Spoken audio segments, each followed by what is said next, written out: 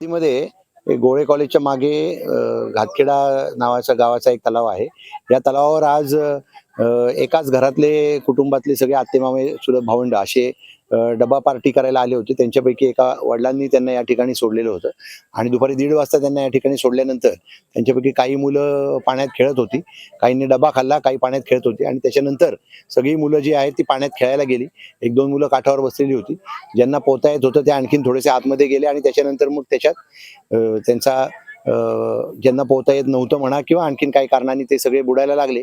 असं करत-करत एकामागोमाग एक 4 मुलं त्यात बुडून मयत झालेली आहेत. 1-2 लोकांना आरडाओरडा केल्यानंतर त्याच मुलांनी एकमेकांच्या सहाय्याने वाचवलं आणि काही ग्रामस्थांनी या ठिकाणी त्यांना मग बाहेर काढायला आणि वाचवायला मदत केली. या प्रकरणी एकूण 4 लहान मुलांचा मृत्यू बुडून झालेला आहे. किती वयोगटातील असतील सर? वय ते साधारणपणे 13 ते 21 वयोगटातील आहे. एक वयाने मोठे आहे, बाकी लहान आहे.